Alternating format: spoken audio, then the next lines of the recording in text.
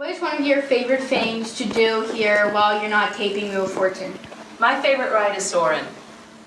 I love it. Did you go on? Have you gone on the new one? Yes. Did you go on it this morning? I did. How'd it go? On Flight of Passage. Yeah. Did you like it? Wow, it was wild and crazy and fun and exciting. Have you done it? Did you like it? Yep. I felt like I was. I'm more of a small world type. The drama and adventure of small world. Sometimes the boat goes. Anyone else? Besides the rides, what are you most excited for as you're shooting at Walt Disney World?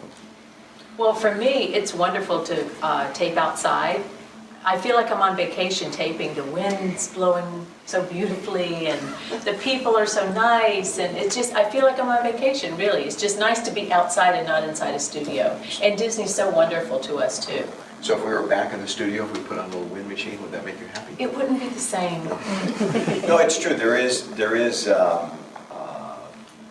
The contestants are so happy to be here, not only on Wheel of Fortune, but to be at Disney World. So it's kind of a double boost of adrenaline they get. So it's a fun place to take. Wheel of Fortune is filmed at several places around Walt Disney World over the years. Do you have a favorite location for doing the show here at Disney World? Well, you know, when we first started taping here, it was a long time ago, and they used to have television studios here, back where what's the Toy Story Mania is. Actually, there was a physical studio and we shot indoors. So we haven't shot outdoors a lot here. So this has been great. I love the location right now. I don't know how we can top it. It's so beautiful. The view behind my shoulder is great. I mean, I turn around and sometimes I forget we have players. Yes. So both Wheel and Epcot are 35 years old. What are some of your best memories of Epcot over the years? With me, being with my kids have been coming here since they were born. So, as a matter of fact, I have a cute story to tell you. Over 20 years ago, I was here with my children, or my son, and I just had room service the other night, and the waiter who brought my food said, "I waited on you 20 plus years ago in your room, and you were giving your baby a bottle, and my baby is now 23. That's awesome. Pretty good story. And then he said, I'm still waiting for my tip. And I think you stiffed him again. Nah, that's not true. The same thing, I mean, our kids are grown now, and that's all they remember is being here. We've come a lot, not only with the show, but on our own, and it's out west with Disneyland. We spent a lot of time around the mouse.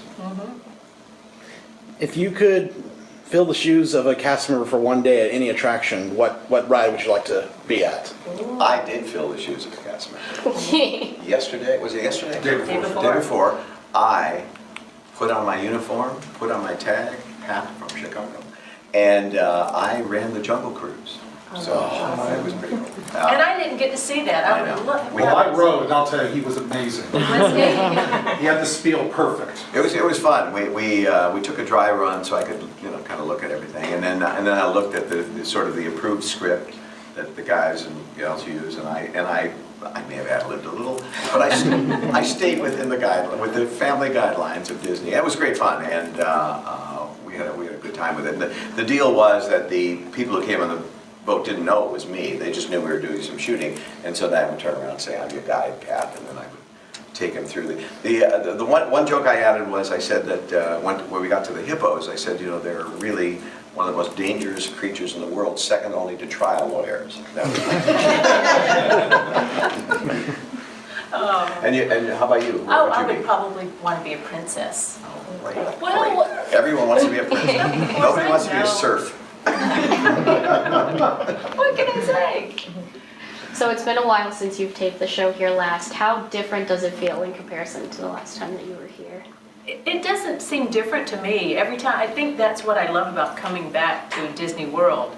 It's, you know what to expect. I mean, of course you have some new rides now and There's stuff. a lot more stuff here. Well, there is a lot more stuff, but the feeling that I get is so warm and friendly and loving and family, and that just never changes. It does amaze me how I mean, there's so many people who come through here, and you know, our society as a whole has gotten a little more coarse, and people aren't necessarily as polite to each other and all that. But it kind of changes here. Everyone treats the place with respect. I mean, you don't see people tossing stuff around. They may wait in long lines. The weather may be hot and the humidity may be high, but you don't see a lot of fussing and fighting and arguing. Occasionally, a kid, I don't blame him, is squealing because he's 4 years old and wants to go home. But for the most part, you know, people buy into the feeling here, and that's why they come, and they don't try to change it. They go with the flow, which I love.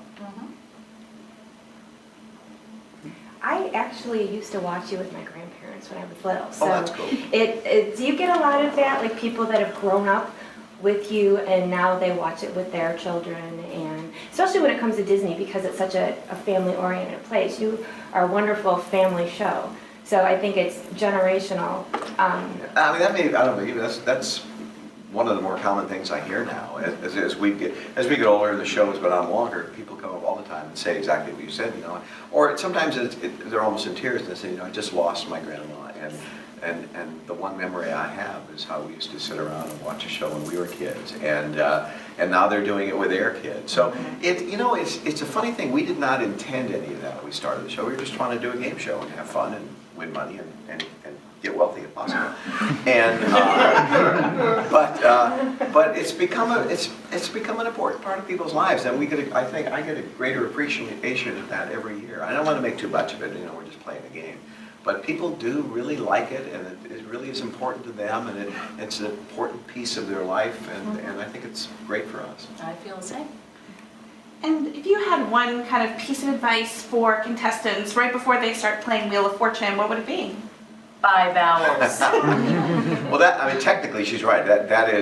It's the most misunderstood strategy, because people said at home, why are you wasting money? But I will tell you, if you buy vowels, there's a better chance you'll win. If you don't, there's a better chance you'll lose. It's just the way it is. But aside from the technical part of the rules, it's the hardest thing to get people to buy into, which is you just can't take it too seriously. And I don't mean playing the game seriously, but it is a game. And you know, you don't. There's nothing at stake. We give you the money to play with. You know, if you lose something, it's money you haven't had anyway. So, relax, do your best. The more you can treat it. I heard someone give advice to a former player said to the other players that a trick he did was when he played, he pictured himself sitting in his couch at home, and he looked at the puzzle the same way. He tried to get the same feeling if he were sitting at home, and it helped him. He said it just put him at ease. So whatever you can do, whatever mind trick you can do to forget about all the cameras and the people in the audience and the lights and all that, and just try to relax and have a good time, the better off.